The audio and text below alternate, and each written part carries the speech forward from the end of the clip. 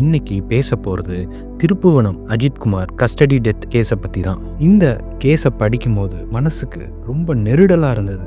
காவல்துறை நண்பர்கள்னு சொல்லுவாங்க, ஆனால் ஒரு மிருகத்தனமான விஷயங்களை காவல்துறை பண்ணியிருக்காங்க. காவல்துறையில் எல்லாருமே அப்படி இருக்காங்களான்னு கேட்டிங்கன்னா கண்டிப்பாக இருக்காது. அதில் சில நல்லவங்களும் இருக்காங்க. இந்த இன்சிடெண்ட்டில் நடந்த இந்த வெறித்தனமான காவல்துறை அதிகாரிகளை பற்றி தான் நம்ம இந்த ஸ்டோரியில் பார்க்க போகிறோம். கேட்கறதுக்கு ஆளே இல்லை அப்படின்னு நினச்சவங்க அந்த பையனை போட்டு அடின்னு அடிச்சிருக்காங்க. இந்த வீடியோவில் நம்ம அஜித்குமாரை பற்றி தான் பேச போகிறோம். அவருக்கு என்ன நடந்தது, கரண்ட் சிச்சுவேஷன் என்ன போயிட்டுருக்கு, நீதி கிடைக்குமா அப்படிங்கிறத நம்ம பார்க்க போகிறோம். அதுக்கு முன்னாடி அஜித்குமார் அவர் குடும்பத்துக்கு ஆழ்ந்த இரங்கலை தெரிவிச்சுக்கிறேன். சிவகங்கை மாவட்டம் திருப்புவனம் பக்கத்தில் இருக்கிற மடப்புறம் கிராமம் சேர்ந்தவங்க மாலத்தி 15 வருஷத்துக்கு முன்னாடியே தன்னோட கணவரை இழந்துட்டாங்க. இட்லி மாவு வணிகம் செஞ்சு தன்னோட 2 பையங்களையும் வளர்த்துட்டு வராங்க. அதுல மூத்த மகன் பேர் தான் அஜித்குமார், 2ஆம் மகன் பேரு நவீன்குமார். அஜித்குமார் 10th படிச்சுட்டு இருக்கும் போது அவங்க அப்பா இறந்து போனனால அவரால் மேற்கொண்டு படிக்க முடியல. தன்னோட குடும்பத்தையும் பார்த்துக்கணும், தன்னோட தம்பியையும் படிக்க வைக்கணும். இப்படி ஒரு பொறுப்பான ஆளா தான் இருக்காரு அஜித்குமார். சின்ன சின்ன வேலை பார்த்து வீட்டுக்கு காசை கொடுக்கறது, இந்த மாதிரி எல்லா விஷயங்களுமே நல்ல பொறுப்பான மனிதராக தான் வளர்ந்துட்டு வராரு. என்னதான் பணம் இல்லை அப்படின்னாலும் இந்த குடும்பம் ரொம்ப சந்தோஷமா வாழ்ந்துட்டு வராங்க. அப்படி நல்ல மாதிரி போயிட்டு இருக்கும்போது கரெக்டாக 2 மாதத்துக்கு முன்னாடி அவர் வீட்டிலேருந்து 1 கிலோமீட்டர் டிராவல் பண்ணுற மாதிரி ஒரு வேலை அவருக்கு கிடைக்கிது. மடப்புறம் பத்ரகாளி அம்மன் கோயிலில் ஒரு செக்யூரிட்டி வேலை அவருக்கு கிடைக்கிது. மாதம் 10,000 ரூபாய் சம்பளம், அதுவும் 3 மாதம் கழிச்சு தான் நான் உங்களுக்கு தருவோம் அப்படிங்கிற நிபந்தனையை ஏற்றுக்கிட்டு அஜித்குமார் அந்த வேலையில் சேர்றாரு. இந்த சம்பவம் நடக்கிற நாள் ஜூன் 27, 2025 வெள்ளிக்கிழமை. யூஸ்வலாக இருக்கிற கூட்டத்தோட அன்னைக்கு வெள்ளிக்கிழமைங்கிறனால அந்த கோயிலில் அதிகமான கூட்டம் இருக்கு. அந்த கோயிலுக்கு தான் நிகிதா அவங்களோட அம்மா சிவகாமி 2 பேருமே அந்த கோயிலுக்கு கார்ல வராங்க. காரை ஒரு சைடில் நிப்பாட்டிட்டு அங்க இருக்கிற செக்யூரிட்டி கார்டா இருக்கிற அஜித்குமாரை கூப்பிடுறாங்க. அஜித்குமாரும் அந்த கார் பக்கத்துல போறாரு. என்னோட அம்மாவால நடக்க முடியாது, அதனால ஒரு வீல் சேர் கொண்டு வர முடியுமா அப்படின்னு சொல்லி அந்த செக்யூரிட்டி கார்டு கிட்ட நிகிதா கேட்குறாங்க. சரிங்க மேடம், நான் எடுத்துட்டு வரேன்னு சொல்லி அஜித்குமாரும் போய் ஒரு வீல் சேரை நிகிதாவோட அம்மாவுக்காக எடுத்துட்டு வர்றாரு. அவங்க அம்மா வீல் சேர்ல உட்கார்ந்ததுக்கு அப்புறம் நிகிதா அஜித்குமார் கிட்ட சாவியை கொடுத்து இந்த காரை நீங்க பார்க்கிங் பண்ணிருங்க அப்படின்னு சொல்லி சொல்றாங்க. அஜித்குமாருக்கு கார் ஓட்ட தெரியாதனால தன்னோட ஆட்டோ நண்பர்கள் கால் பண்ணி அந்த காரை பார்க்கிங்ல விடுறாரு. அம்மன் தரிசனம் முடிச்சுட்டு நிகிதாவும் அவங்க அம்மா சிவகாமியும் திரும்பி வராங்க. அஜித்குமார் கார் சாவியை அவங்க கிட்ட ஒப்படைக்கிறாரு. மேடம், எனக்கு கார் ஓட்ட தெரியாது, அதனால என்னோட ஆட்டோ நண்பர்கள் கூப்பிட்டு தான் நான் அந்த காரை பார்க் பண்ணேன். ஸோ உங்களால முடிஞ்ச ஒரு தொகையை அவங்களுக்கு கொடுங்க அப்படின்னு சொல்லி கேட்டதாகவும் சொல்லப்படுது. அதுக்கு நிகிதா என்னால் கொடுக்க முடியாது அப்படின்னு காரசாரா விவகாரம் அங்கே போயிருக்கதாகவும் சொல்றாங்க. கடைசியா நிகிதா அவங்க கேட்ட 500 ரூபா பணத்தை கொடுத்துட்டு அங்கிருந்து கிளம்பி அவங்க அம்மா செக்கப்புக்காக பக்கத்தில் இருக்க ஸ்கேன் சென்டருக்கு போறாங்க. ஸ்கேனை முடிச்சுட்டு தன்னோட கார்ல ரிட்டர்ன் வரும்போது ஒரு ஹோட்டல்ல அந்த கார் நிக்குது. அங்க நிகிதா தன்னோட பேகை எடுத்து தன்னோட அம்மா நகையை போடணும்னு சொல்லி அந்த பேகை எடுக்கிறாங்க. அந்த பேகை திறக்கும் போது அந்த பேக்குள்ள நகை இல்லை. பதறி போன நிகிதா பக்கத்துல இருக்கிற திருப்புவனம் போலீஸ் ஸ்டேஷன்ல போய் ஒரு கம்ப்ளைண்ட் ரெஜிஸ்டர் பண்றாங்க. அந்த கம்ப்ளைண்ட் என்னன்னா, என்னோட 10 சவரன் நகை, எங்க அம்மாவோட 10 சவரன் நகை நான் பேக்ல வச்சிருந்தேன். இந்த மாதிரி நான் கோயிலுக்கு போனப்போ அங்க இருக்கிற செக்யூரிட்டி கார்டு கிட்ட கொடுத்து காரை பார்க் பண்ண சொன்னேன். கையில இருந்தா இந்த நகையை காணோம் அப்படிங்கிற ஒரு தகவலை போலீஸ் ஸ்டேஷன்ல கேஸ் ஆஃப் ரெஜிஸ்டர் பண்றாங்க. போலீஸ் என்ன பண்றாங்கன்னா, அங்கிருந்து உடனே கிளம்பி பத்ரகாளி அம்மன் கோயிலுக்கு போறாங்க. அங்க இருந்த அஜித்குமார் அப்புறம் அவரோட ஃப்ரெண்ட்ஸ் 4 பேரையும் சேர்த்து கைது பண்றாங்க. கைது பண்ணி ஃபர்ஸ்ட் போலீஸ் ஸ்டேஷன் கூட்டு போய் விசாரிக்கிறாங்க. இந்த நியூஸை கேட்ட அஜித்குமாரோட தம்பியும் அவங்க அம்மாவும் போலீஸ் ஸ்டேஷன் கிளம்பி போறாங்க. அஜித்குமார் அப்புறம் அவங்க நண்பர்கள் யாருமே இந்த நகையை எடுத்ததுக்கான எந்த ஆதாரமும் இல்லாதனால அவங்கள ரிலீஸ் பண்ணதாகவும் சொல்லப்படுது. ரிலீஸ் ஆனதுக்கு அப்புறம் அஜித்குமாரும் அவரோட தம்பியுமான நவீன்குமாரும் வீட்டுக்கு போய் நிம்மதியா தூங்குறாங்க. அந்த நிம்மதி ரொம்ப நேரத்துக்கு நினைச்சதான்னு கேட்டிங்கன்னா கண்டிப்பா கிடையாது. மறுநாள், அதாவது 28ஆம் தேதி சனிக்கிழமை அதிகாலையில் 4 மணிக்கு அவரோட வீட்டுக்கு முன்னாடி ஒரு போலீஸ் வண்டி நிக்குது. அந்த வண்டியில இருந்து இறங்கின போலீஸ் அவரோட வீட்டுக்குள்ள என்ட்ராறாங்க. அப்படி என்ட்ரான உடனே நல்லா தூங்கிட்டு இருந்த அஜித்குமாரோட அவரோட தம்பி நவீனையும் எழுப்பி வண்டியில ஏத்த செய்றாங்க.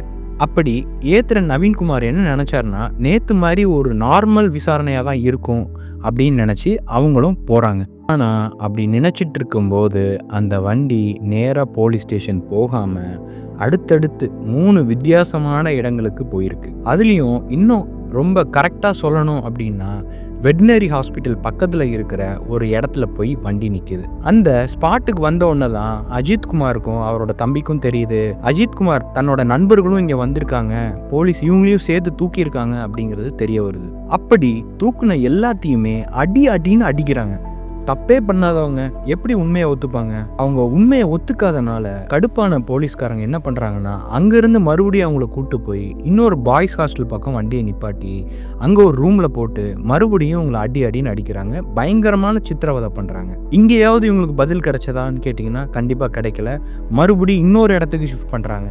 ஏரிக்கரை பக்கத்தில் இருக்கிற ஒரு காலி மனைக்கு போய் அங்கே தனிமைப்படுத்தப்பட்டு மறுபடியும் இந்த 5 பேரையும் நவீன்குமார், அதாவது அஜித்குமாரோட தம்பியும் சேர்த்து அடிக்கிறாங்க. அடின்னா சாதாரண அடி இல்லைங்க. உங்களுக்கு கையில் கிடைச்ச பிளாஸ்டிக்கு, கம்பி, ராடு என்னெல்லாம் இருக்குமோ எல்லாத்தையும் வச்சு கண்ணா பின்னான்னு அடிக்கிறாங்க. அதுலேயும் அஜித்குமாரை அடித்த இடத்துலையே மறுபடியும் அடித்ததா சொல்லப்படுது. வழி தாங்காத அஜித்குமார் என்ன பண்ணுறாருன்னா, நகையை நான் தான் திருடினேன் அப்படின்னு சொல்லி ஏற்றுக்கிறாரு, பயத்தோட ஏற்றுக்கிறாரு. இதை கேட்ட அந்த போலீஸ்காரங்க என்ன பண்ணுறாங்கன்னா, இவன் தான் நகையை திருடி இருக்கான், ஒத்துக்கிட்டான், சரி அந்த நகையை எங்கே வச்சிருக்க அப்படின்னு சொல்லி அஜித்குமார் கிட்ட கேட்குறாங்க. அதுக்கு அஜித்குமார் என்ன சொல்கிறாருன்னா, பத்ரகாளி அம்மன் கோயிலுக்கு பின்னாடி மாட்டுத்தொழுவில் நான் ஒளிச்சு வச்சிருக்கேன் அப்படிங்கிறதையும் அஜித்குமார் சொல்கிறாரு. அப்படி சொன்ன உடனே இவங்க எல்லாத்தையும் ஏற்றிக்கிட்டு போலீஸ் கோயிலுக்கு பின்னாடி இருக்கிற மாட்டுத்தொழுவு பக்கம் போகிறாங்க. அஜித்குமார் ஒரு இடத்த காட்டி இங்கே தான் நான் நகையை ஒளிச்சு வச்சிருக்கேன் அப்படின்னு சொல்கிறாரு. போலீஸும் அந்த இடத்த தேடும்போது அந்த இடத்துல அப்படி ஒரு பையே இல்லை. மறுபடியும் அந்த இடத்துல வச்சு அஜித்குமாரை மறுபடியும் அடின்னு அடிக்கிறாங்க. ஒரு ஸ்டேஜுக்கு மேலே அஜித்குமாரால் அவங்க அடிக்கிற அடியை தாங்கிக்க முடியல. அஜித்குமார் அந்த இடத்துலையே சுருண்டு விழுறாரு. இந்த விஷயத்த கேள்விப்பட்ட அஜித்குமாரோட உறவினர் மனோஜ் பாபு அந்த ஸ்பாட்டுக்கு வராரு. போலீஸ்கிட்ட என்ன பிரச்சனை அப்படின்னு சொல்லி கேட்குறாரு. இவன் நகை திருடி இருக்கான், அந்த திருடு நகையை எங்கே வச்சிருக்கான்னு நீயாவது கேட்டு சொல்லு அப்படிங்கிறத மனோஜ் பாபு கிட்ட போலீஸ் சொல்கிறாங்க. மனோஜ் பாபுவும் இதை கேட்டுக்கிட்டு அஜித் கிட்ட போயிட்டு, டேய் ஏதாவது எடுத்திருந்தேன்னா சொல்லிடு அப்படின்னு சொல்லி அஜித் கிட்ட சொல்கிறாரு. அண்ணா நான் எதுவுமே எடுக்கலை, என் மேலே எந்த தப்புமே இல்லை, என்னால் அடி தாங்க முடியாமல் தான் நான் திருடினதாக ஒத்துக்கிட்டேன், ஆனால் நான் அந்த நகையை எடுக்கலை அண்ணா அப்படின்னு சொல்லி மனோஜ் பாபு கிட்ட பயந்துக்கிட்டே நடுக்கத்தோட சொல்றாரு அஜித்குமார். அது மட்டும் இல்லாம தனக்கு தண்ணி தாக எடுக்குது அப்படின்னு சொல்லி சொல்றாரு. அந்த இடத்துல இருந்த போலீஸ்காரங்க என்ன பண்றாங்கன்னா, தண்ணியில மிளகா பொடியை கலக்கி குடிக்க வச்சிருக்காங்க. எவ்வளவு ஒரு மோசமான விஷயத்த பண்ணியிருக்காங்க பாருங்க. மனோஜ் பாபு அவரோட ஸ்டேட்மெண்ட்ல என்ன சொல்றாருன்னா, அஜித்குமாருக்கு கஞ்சா கொடுக்கப்பட்டு அடிக்கப்பட்டதா சொல்றாங்க. ரொம்ப தைரியமான ஸ்டேட்மெண்ட் கொடுத்திருக்காரு மனோஜ் பாபு. அங்க இருந்த போலீஸ் ஒருத்தர் அஜித்குமாரோட நெஞ்சில ஊங்கி மிதிக்கிறாரு. இதை பார்த்த மனோஜ் பாபு என்ன சொல்றாருன்னா, அந்த ஸ்பாட்லேயே அஜித்குமாருக்கு மோஷனும் யூரினும் வெளியே வந்துச்சு அப்படின்னு சொல்லி சொல்றாரு. பயந்து போன அந்த போலீஸ்காரங்க என்ன பண்றாங்கன்னா, அஜித்குமாரை தூக்கிட்டு போய் ஒரு ஆட்டோவில் போடுறாங்க. அங்கேருந்து பக்கத்தில் இருக்கிற ஹாஸ்பிட்டலுக்கு அஜித்குமாரை அந்த ஆட்டோவில் ஏற்றி அனுப்புகிறாங்க. அந்த பக்கத்தில் இருக்க ஹாஸ்பிட்டலில் என்ன சொல்கிறாங்கன்னா, அஜித்குமார் ஆல்ரெடி இறந்துட்டாரு அப்படின்னு சொன்ன உடனேயே இந்த போலீஸ்காரங்கெல்லாம் சேர்ந்து என்ன பண்ணுறாங்கன்னா, மதுரை ராஜாஜி ஹாஸ்பிட்டலுக்கு அஜித்குமாரை ஷிஃப்ட் பண்ணுறாங்க. அப்படி சேர்த்த நாள் ஜூன் 29 காலையில் ஞாயிற்றுக்கிழமை. கிட்டத்தட்ட 5 மணி நேரம் போஸ்ட்மார்ட்டம் நடக்குது. இதற்கு காரணம் என்ன அப்படின்னு விசாரிக்கிறப்ப தான் அஜித்குமார் பாடியில் அந்த அளவுக்கு இன்ஜுரி இருக்குது.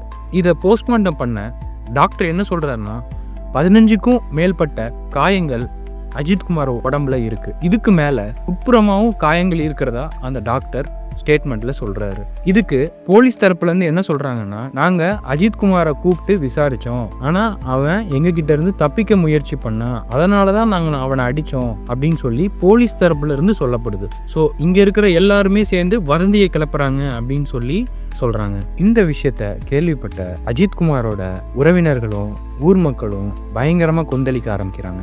கோயிலை சுத்தி இருந்த மக்கள் எல்லாருமே என்ன சொல்றாங்கன்னா, அஜித்குமாரை இங்க கூட்டு வரும்போது அவர் கால் நொண்டி தான் வந்தாரு, ஆனா மறுபடியும் ரிட்டர்ன் கூட்டு போறப்ப 5 பேர் சேர்ந்து அவர் ஆட்டோல தூக்கி போட்டாங்க.